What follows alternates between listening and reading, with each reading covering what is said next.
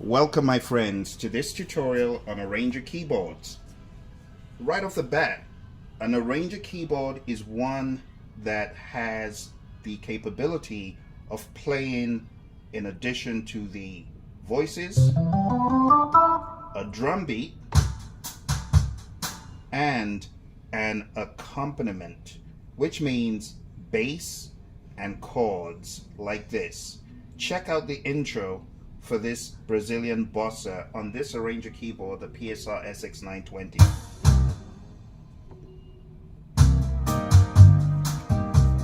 Check the intro out.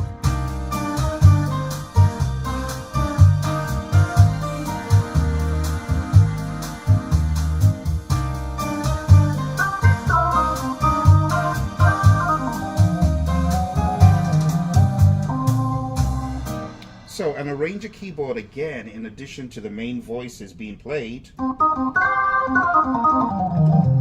has a drum beat that you can play usually along and an accompaniment section. Now, what we are going to uncover today is the uniqueness of arranger keyboards, what makes them unique, what makes them versatile, and what makes them essential for musicians at all levels. So let's define the arranger keyboard in more detail. Just so you know, there are different levels of arranger keyboards, but in general, an arranger keyboard such as this, the Yamaha PSR SX 920, is a type of electronic keyboard that is designed to provide full accompaniment in real time. It's like having a virtual band at your fingertips. As you play chords with your left hand, like that, the keyboard generates harmonies, bass lines, and rhythms while your right hand plays the melody. So if I'm playing, it's not just going to play the chord, it's going to give me a bass and the accompaniment so I can do whatever I'm doing with this hand. So let's choose a different instrument like a guitar. And let's play the accompaniment again so you can check it out. Check this out. Here we go.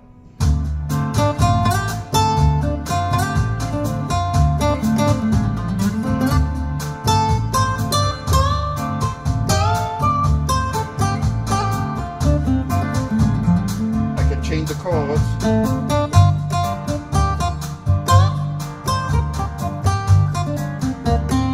Go to an unconventional chord,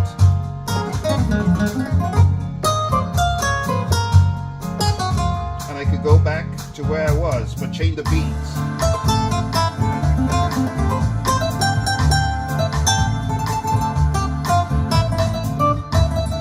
And so on and so forth. So it actually sounds rather realistic. I know a trained musician would be able to hear the difference between real instruments and this, but this can be used for entertainment, it could be used for arranging ideas and so on. So imagine playing a jazz piece. All right, let's go to jazz. Imagine playing big band jazz. All right, your left hand is going to trigger a walking bass, you're going to have brush drums, and your right hand is going to solo with a piano sound. And that's the magic of an arranger keyboard. Just like this. Imagine having the option of playing a trumpet, but you got the walking bass and everything else happening over here, like this. Check this out. Hear that walking bass? Let's play the intro.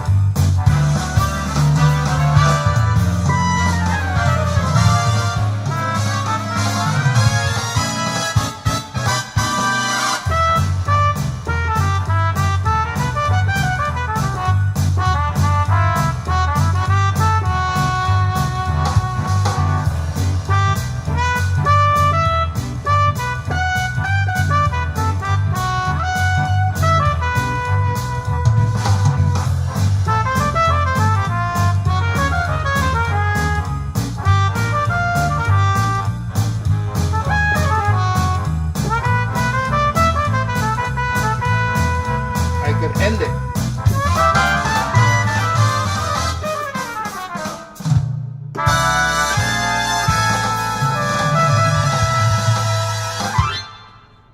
And all that right at your fingertips. And that is the power of an arranger keyboard. What is the difference between a synthesizer and an arranger keyboard? Well, unlike synthesizers, which focus on creating new sounds, and I'm going to show you an example of that. Unlike a synthesizer, like this keyboard over here, right? And we got a number of synths over here, right? We got the Take 5, we got the Mod X8. Those are examples. So unlike keyboards like that, and you know, just to give you further context, typically a synth will have loads of these knobs and controls, especially the analog ones, right? And even this one as well, you see that it looks a little bit different from the arranger keyboard that we were focused on a few seconds ago, the PSR SX 920. What you'll also find about some of these arranger keyboards is they have categories for voices, categories for the styles, and the styles really refer to the genre, right? So unlike synth, we see these arranger keyboards being designed for live, virtual, as it were, band play, because like having a virtual band inside your keyboard.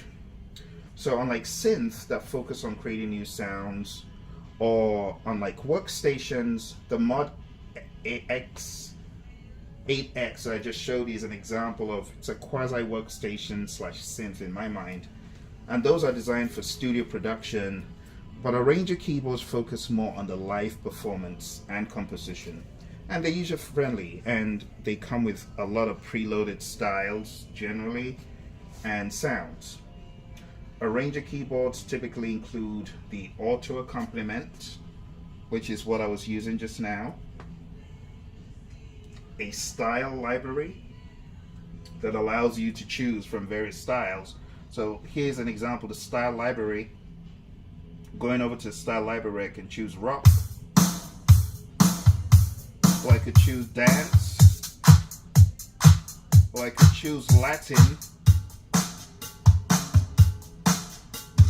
Indonesian, Turkish, underworld, R&B, entertainer. And all of those are just the beats. What makes it a full style is when I add in the accompaniment. So if I wanted to add in the accompaniment for some of these, check this out.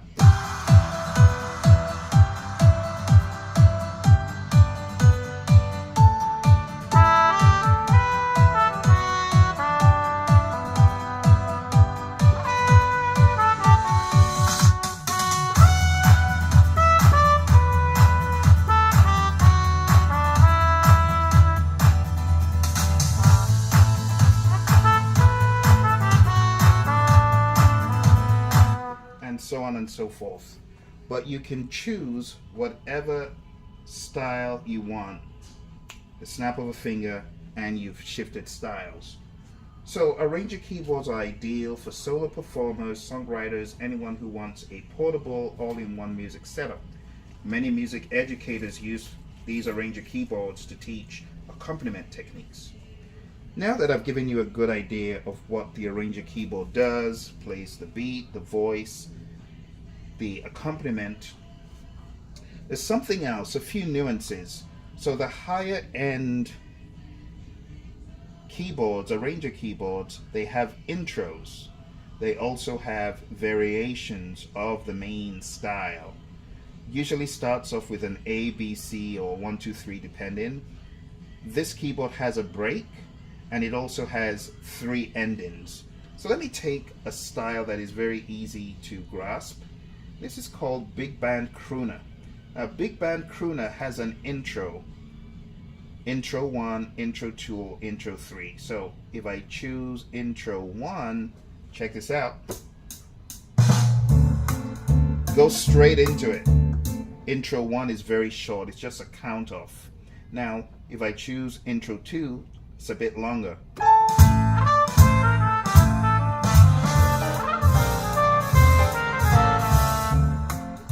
And Intro 3 is the longest.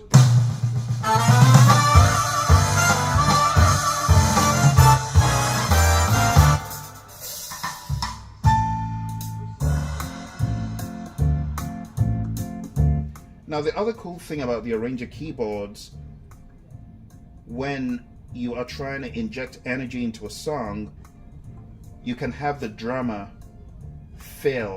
make a fill, right? And that fill is like a roll of the drums. So check this out. If I wanted a fill, I just press A. See that? If I wanted a break, I hit break. See that? It injects some suspense, some energy into the music. Now, if I wanted to go to the variation, I hit B. You can hear it's a little bit different now. I could go to C. And anytime I hit A, B, C, or D, it gives a fill and it moves into that style variation. Let's go to D.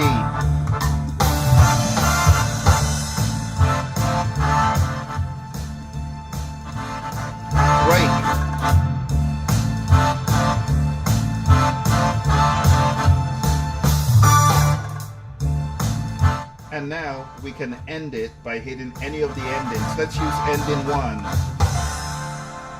Very, very straightforward. Try ending 2. Check this out.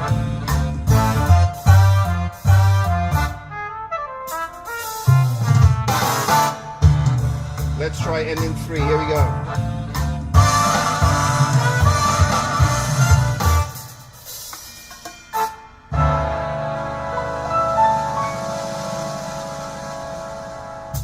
And honestly, those are higher end arrangements. Not every keyboard is this sophisticated. This is one of the higher end ones. You know, the price, $22.99. It ain't cheap, right? Some people could use that $22.99 for a mortgage payment, right?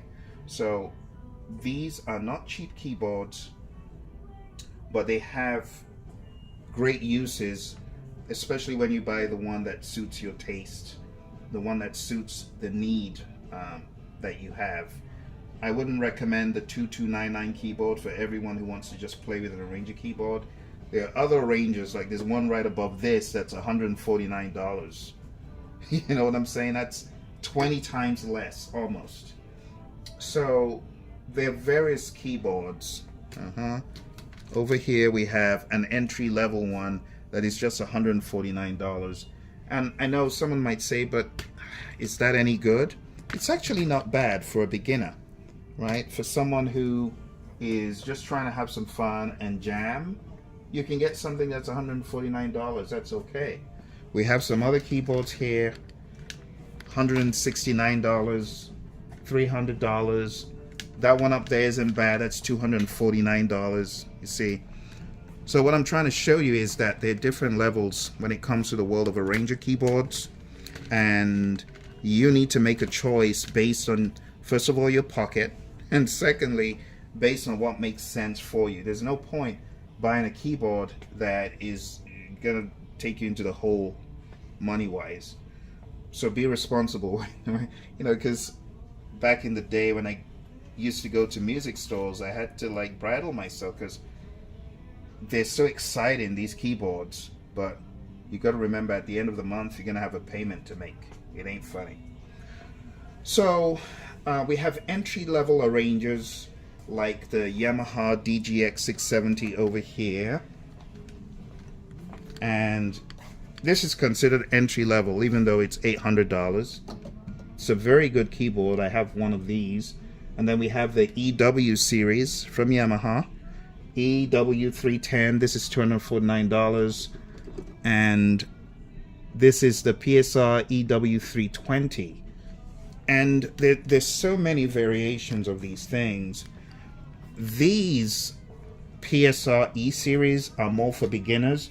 The DGX 670 is entry level, but it's the higher end of entry level at $849. It actually costs less than my first keyboard back in 2000 when I bought the Korg Trident. But we have mid-level models like the PSR SX 600. There's the Korg EK50. There are other ones, right? But the higher end models, which you might see me feature on this channel, are the Genos 2, the Korg PA5X, and that caters to professionals, people who have steady gigs or big gigs that can literally pay off the entire keyboard, or work that it would make sense to get that kind of keyboard for. They're really, really good. Those offer advanced features like what we call super articulation. This has a little bit of it.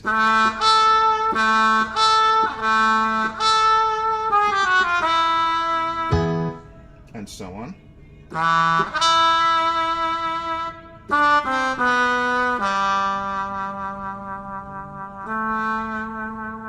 You hear that resonance.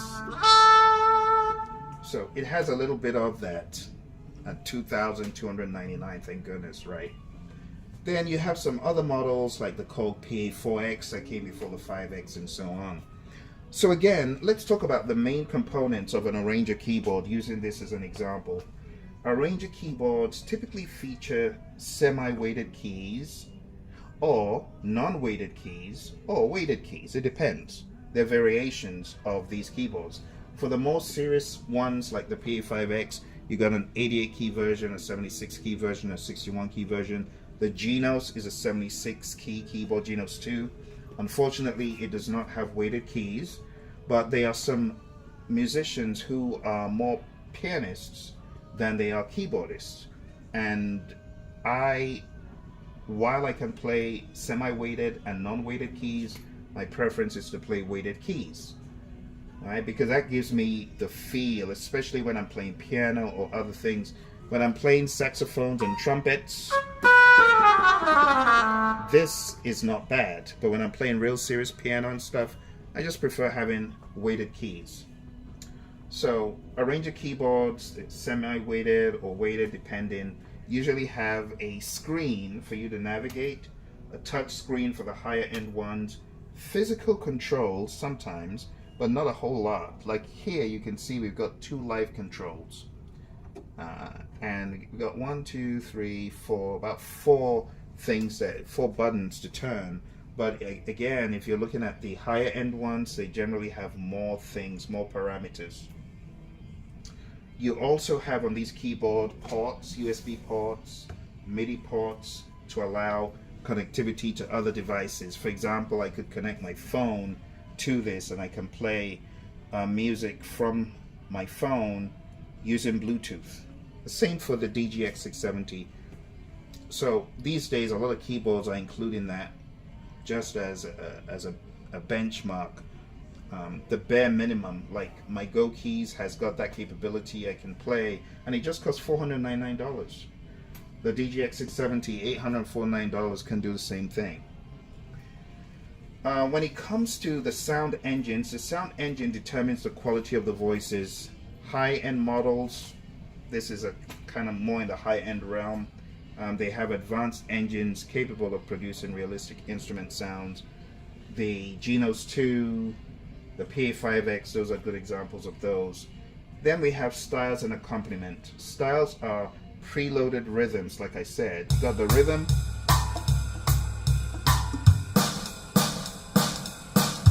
right? And like I said, these are categorized. For example, here we have pop, rock and retro pop, dance, R&B, oldies, jazz and easy listening, country and ballroom, movie and show, entertainer, Latin and world, and expansion user. Well, expansion user is some of the fun stuff from Europe and Latin America. So we go to expansion, Africa for example, it's got some pretty wild Afrobeat. Check that out. Oh dear. This is my jam right here. I love Afrobeat. Check this out. Check this out. Check this out. Okay.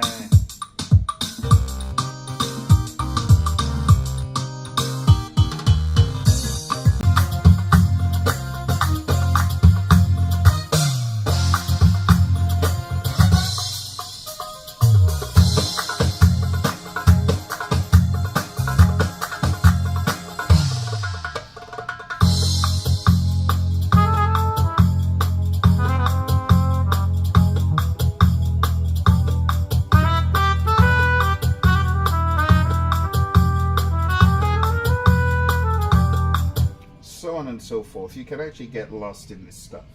But let's go back to where we were. So I was showing you that you got various genres. What I like about Yamaha and Korg, they've both made an effort to include expansion styles that go to other parts of the world that typically wouldn't have had coverage. Talk about inclusion and diversity, huh?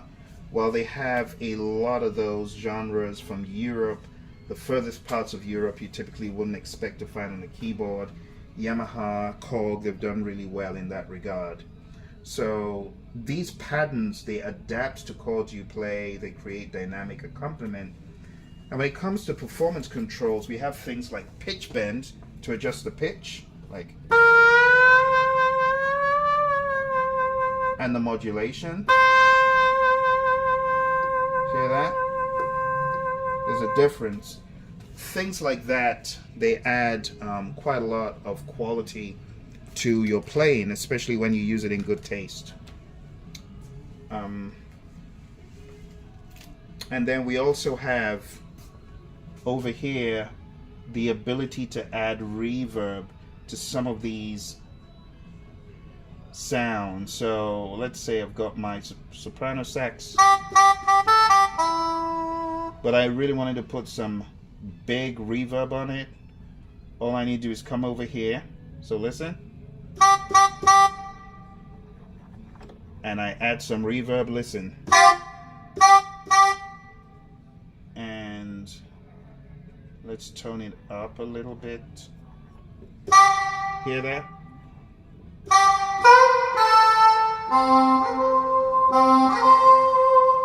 So it has a lot of reverb now, and you've got all sorts of effects you can add, you can put on here. Something else you could do with these styles is you could create your style. I won't even go into that today because that's another level in some of these new Arranger keyboards. So the features like pitch bend, modulation, being able to add effects, reverb, hall, delays, flanges, chorus, and all that. So if you owned an Arranger keyboard, for example, the way to navigate it will be to turn it on, locate the drum beats, it's usually a start or stop button, and locate the ACMP, which just means accompaniment. Because if you don't have that on, nothing happens when you're playing the left hand. When you turn on the accompaniment, this brings it to life, and all the other functionality makes sense. So again, you have different options. PSR SX 920 is a great one. Again, you got to watch your budget, make sure you got enough for that. We have the DGX 670. It's budget friendly. It's not bad at all. You got the Genos, which you can find on my channel, and the PA5X. And when it comes to advanced capabilities of these keyboards, my friend, you got to remember this one, the PSR SX 920 or the DGX, quite innovative from Yamaha, allowing you to create your own styles from scratch. You can also use the style variation capabilities to make it sound like you got so much firepower in the band by changing the styles in good taste. And you can also adjust the styles by adding your own unique flair to the styles. You can also integrate your Arranger keyboard with your DAW, as I've shown on this channel. So, future models of these keyboards, where do I think they are going in the future? Well, future models in my mind are going to integrate AI for sure. We already see people creating tracks with your favorite musicians and singers, right? The Drake clone, someone said it sounded even more convincing than Drake himself. Isn't that crazy? But jokes apart, future models are bound to integrate more AI for adaptive accompaniment, and they're probably going to offer more cloud-based style libraries. Like right now, the Roland, Yamaha, and Korg brands have all incorporated some sort of cloud element. So that's definitely going to take hold as we keep going. And as far as choosing the right model for you, I just want to recommend get your hands dirty, come into a store, you know, find the nearest guitar center or other local store and try out these keyboards for yourself, because seeing is believing, and trying them out is going to give you the experience you need to be confident in your purchase. If you're spending $2,000 on a keyboard, you better be trying that keyboard out. You better be understanding what it contains and be fully persuaded that it's a good fit for you. All right, so my friends, that concludes our review of the Arranger keyboard. And I used the PSR SX 920 as an example. Don't forget, you have other options that are much cheaper. This is 10 times less, more or less. $249 versus $2,229. Okay, you got to decide what is the best option for me. And then you have pianos and you know, more piano based keyboards. That could be an option for someone else. It doesn't have to be an Arranger keyboard. One thing I've found is that kids love Arranger keyboards because it gets them flying like right away. Just a few touches and they're on the moon. But again, thanks for joining me. If you got any questions, just put them in the comments below and let me know what you think. What do you think about Arranger keyboards? Some people are not impressed with them. You know, one of my subscribers said, "Nah, just go get real musicians and stop playing." Get real musicians and stop playing all this Arranger stuff. I don't know. To each his own, right? All right, my friends. You take care. I'll talk to you soon.